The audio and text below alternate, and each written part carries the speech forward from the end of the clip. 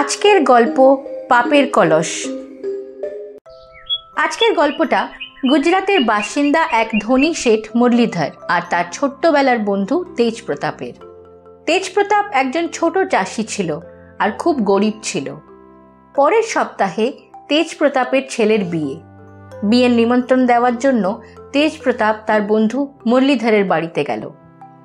মুরলী ভাই, বিয়েতে তোমার আশা চাই। এবার উঠি, বিয়ের অনেক কাজ পড়ে আছে। হ্যাঁ, ছেলের বিয়েতে আমি নিশ্চয়ই যাব।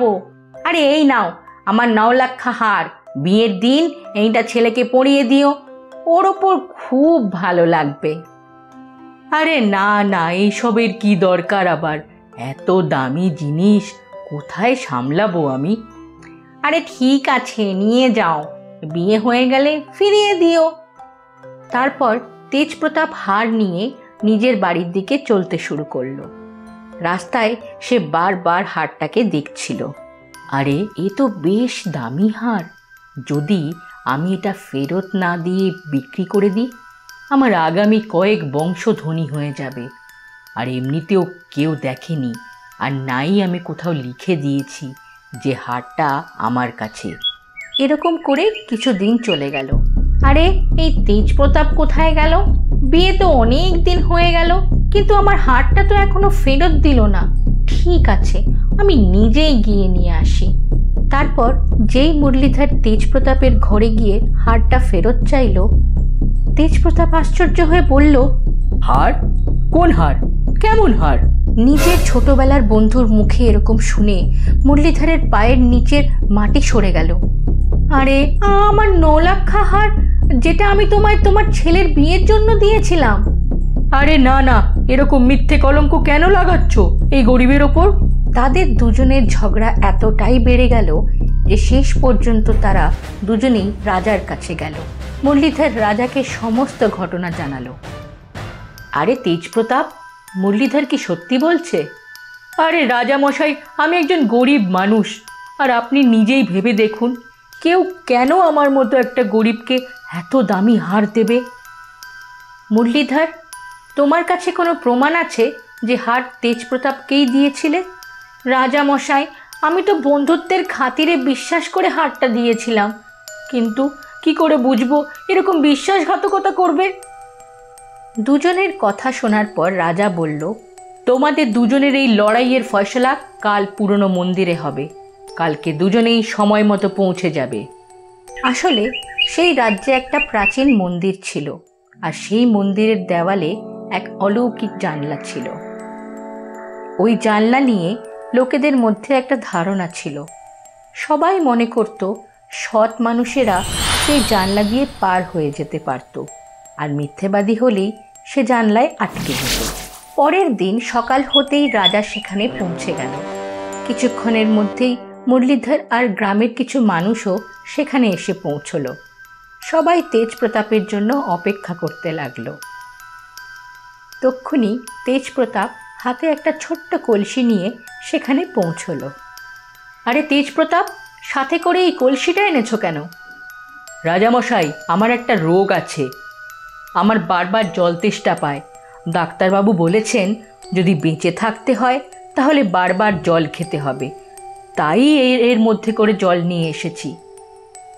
আচ্ছা ঠিক আছে, চলো এবার এই জাদুই জানলা দিয়ে তুমি আগে যাও, সৎ হলে তুমি এই জানলা দিয়ে বেরিয়ে যাবে। রাজার কথা শুনে তেজপ্রতাপ সেই অলৌকিক জানলা দিয়ে যাওয়ার জন্য তৈরি হতে শুরু করলো। সে ওই জলের ছোট্ট কলসিটা মুরলীধরের হাতে ধরিয়ে দিল। তারপর দেওয়ালের কাছে এসে প্রার্থনা করতে লাগলো, হে সত্যের দেওয়াল, যদি আমার কাছে হারটা থাকে তাহলে আমি যেন মাঝখানেই আটকে যাই, আর যদি মুরলীর হার ওর কাছেই থাকে তাহলে যেন আমি এর মধ্যে থেকে বেরিয়ে আসতে পারি। দেখতে দেখতে সে সেই দেওয়ালের মধ্যে দিয়ে বেরিয়ে গেল। এটা দেখে লোকেরা বলাবলি করতে লাগলো, তেজপ্রতাপ সৎ, ওই মুরলীটাই মিথ্যেবাদী, ওরই শাস্তি হওয়া উচিত। একই হার না পাওয়ার জন্য আর তারপর মিথ্যেবাদী প্রমাণ হওয়াতে মুরলীধর খুব ভয় পেয়ে গেল।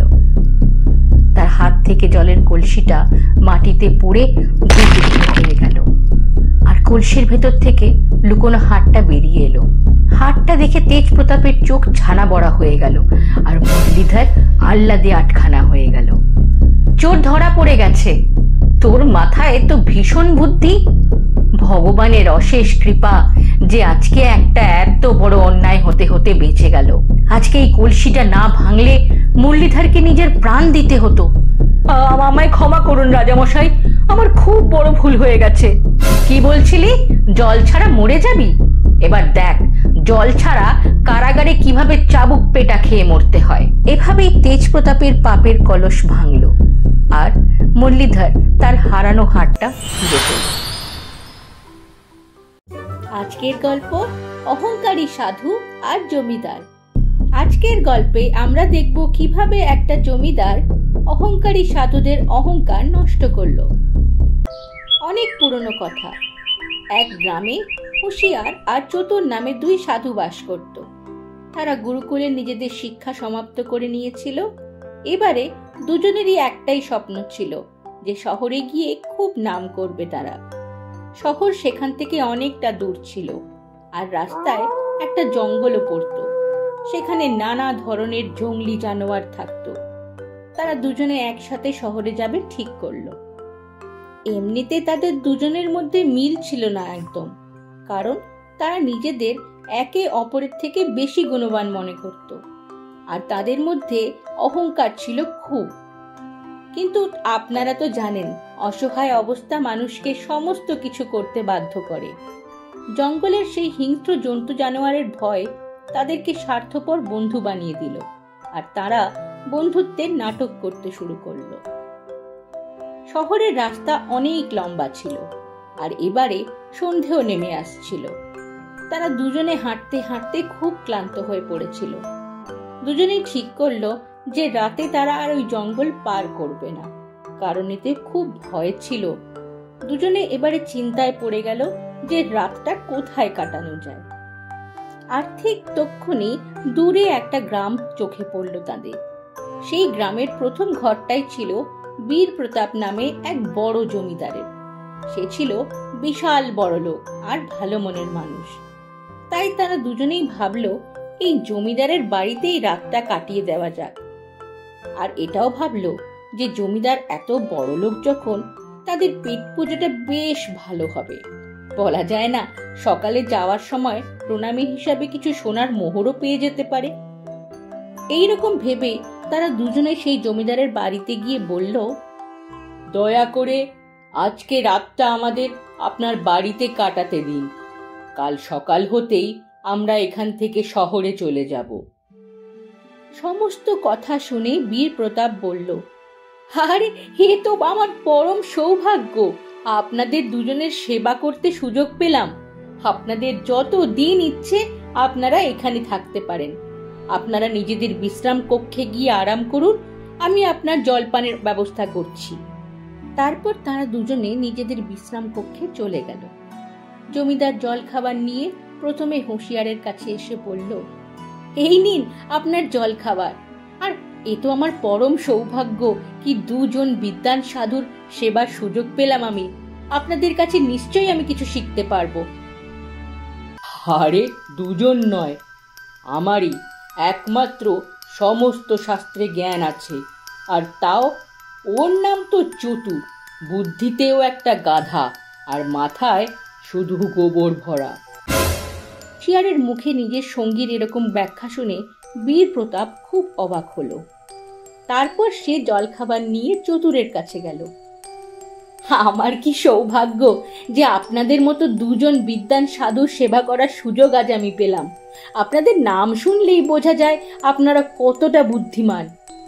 আরে জমিদার মশাই, শুধু সাধু হলেই বুদ্ধিমান হওয়া যায় নাকি? মনে হয় আমার বন্ধুটির মুখের দিকে আপনি ভালো করে খেয়াল করেননি। মুখটা দেখলেই বোঝা যায় যে ওটা একটা মূর্খ। আমি ভালো মতো জ্ঞান অর্জন করেছি, আর গুরুকুলে সব থেকে যোগ্য ছাত্র আমিই ছিলাম একমাত্র। আর হ্যাঁ, হুঁশিয়ার নাম রাখলেই তো আর হুঁশিয়ার হওয়া যায় না, ওটা তো একটা মাথা মোটা। ভগবান ভুল করে ওকে মানুষ রূপে জন্ম দিয়েছেন, না হলে তো এতদিনে ও কোনো গরু বাছরের দলে ঘুরে বেড়াতো। দুজন সাধুর একে অপরের জন্য এরকম বিচার শুনে বীর প্রতাপের ভীষণ আশ্চর্য হলো। তারপর সে তাদের খাবার ব্যবস্থা করার জন্য সেখান থেকে চলে গেল। কিছুক্ষণ পরেই জমিদার মশাই ডাক দিয়ে বললেন, হুঁশিয়ারজি আর চতুর্জি, খাবারের ব্যবস্থা হয়ে গেছে, আপনারা খেয়ে নিন। দুটো সাধুই জমিদার বাড়ির খাওয়ার জন্য তৈরি ছিল। অনেক অনেক খাওয়ার ব্যাপারের কথা চিন্তা করে তাদের খিদেটা যেন আরো অনেক বেড়ে গেছিল। তো জমিদার মশাই ভোজনালয় না নিয়ে গিয়ে তাদের ঘোড়ার আস্তাবলে নিয়ে গেল। জমিদার মশাই আগে আগে আর সাধু বাবাজিরা পেছনে পেছনে। এবারে তারা ভাবলো খাওয়ারের আগে মনে হয় জমিদার তার বাড়িটা ঘুরিয়ে দেখাচ্ছে, কিন্তু তারা কি জানতো কিছুক্ষণ পরেই তাদের মাথায় বাজ পড়বে। আস্তাবলে পৌঁছানোর পর সামনে পড়ে থাকা ঘাসের গাদার দিকে দেখিয়ে বীর প্রতাপ বলল, হুঁশিয়ারজি আর চতুর্জি, কৃপা করে ভোজনটা করুন। এটা দেখে সাধু বাবাজিরা রেগে আগুন হয়ে বলল, এটা কি ধরনের অসভ্যতাম? আপনি কি জানেন না আমরা দুজন বিদ্বান সাধু, আর আমাদের সাথে আপনার এরকম ব্যবহারের জন্য আমরা আপনাকে শ্রাপও দিতে পারি। আরে আরে, আপনারা দুজন তো রেগে গেলেন। হুঁশিয়ারজি, আপনিই বলুন, কিছুক্ষণ আগে ঘরের ভেতরে আপনি বললেন যে চতুর্থের নামেই চতুর, বুদ্ধিতে সে একটা গাধা, আর ওর মাথায় নাকি গোবর পোড়া। আর চতুর্জি, আপনি তো বললেন যে হুঁশিয়ার নাম রাখলে কেউ কি হুঁশিয়ার হয়ে যায়? ও তো একটা মাথা মোটা, ভগবান নাকি তাকে ভুল করে মানুষ বানিয়ে দিয়েছেন। আপনারা দুজনে দুজনের বিশেষতা আমাকে জানিয়েছেন, আর আমি সেই হিসেবেই আপনাদের জন্য খাবার ব্যবস্থা করেছি। আমার ভয় ছিল যে আমি যদি দুই বিদ্বান সাধুর জন্য লুচি, তরকারি আর 10 রকমের খাবারের আয়োজন করতাম, রেগে গিয়ে আমায় না শ্রাপ দিয়ে দিতেন। আপনি বলুন, আমি যদি কোথাও ভুল হই। জমিদারের মুখে এসব শুনে সাধু বাবাজিরা লজ্জিত হলো আর হাত জড়ো করে জমিদারের কাছে ক্ষমা চাইল। আজ আপনি আমাদের বুদ্ধিতে ঢাকা পড়া অহংকারের পর্দা সরিয়ে দিয়েছেন। আমাদের আজ নিজের ভুলের শিক্ষা হয়েছে। আজকের গল্প মোমোখোর বাঁদর। বহু বছর পুরনো ঘটনা।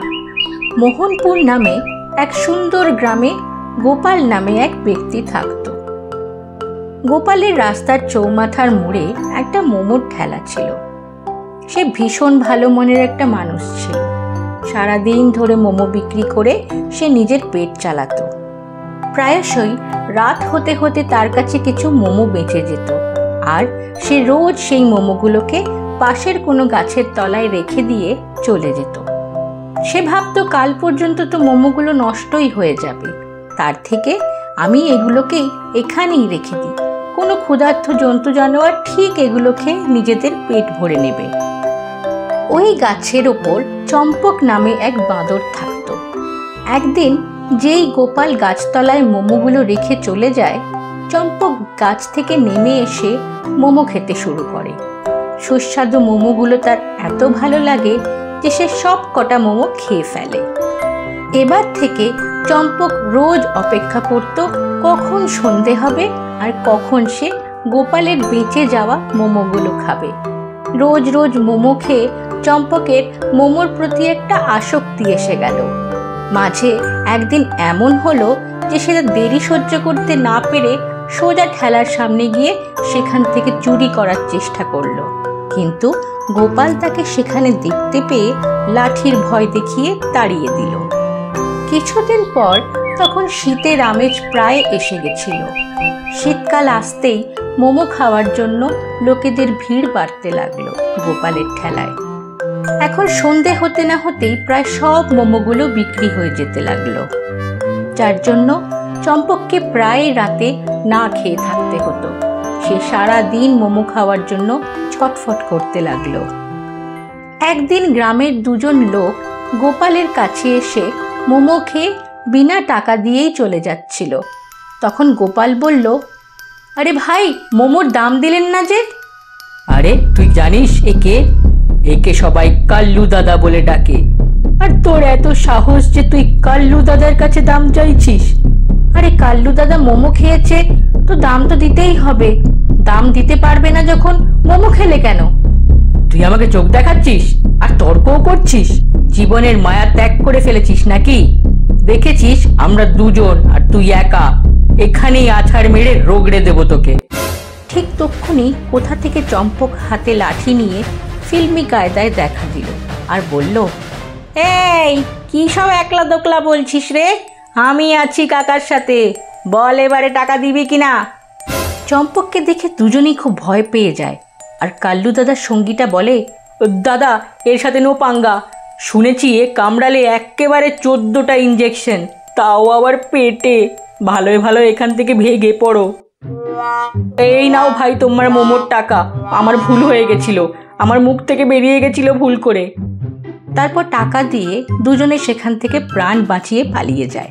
তখন গোপাল চম্পককে বলল, সেদিন তোকে আমি লাঠি দিয়ে তাড়িয়ে দিয়েছিলাম, কিন্তু তাও তুই আমায় আজকে এত সাহায্য করলি কেন? আরে কাকা, আমি তোমার মোমোর ভালোবাসায় পড়ে গেছি, আর তুমি না থাকলে আমি কিভাবে মোমো খেতে পাবো? নিজের দোকানে আমায় তুমি কাজে রেখে নাও গুরু, তার বদলে আমায় কয়েকটা মোমো খেতে দিও, ব্যাস। এখন থেকে চম্পক ও গোপালকে মোমো বিক্রি করতে সাহায্য করতে লাগলো, আর রোজ ভরপেট মোমো খেতে পেল। একদিন মোমো খেতে খেতে চম্পক বলল, বন্ধুরা, যদি আমার মতো তোমাদেরও মোমো খেতে ভালো লাগে, ফটাফট এই ভিডিওটা লাইক করে দাও, আর আমার আগামী গল্পের জন্য এই চ্যানেলটাকে সাবস্ক্রাইব করে নাও। আরে ভাবছো কি বস, লাইক অ্যান্ড সাবস্ক্রাইব বাটনটা প্রেস করো ফটাক সে।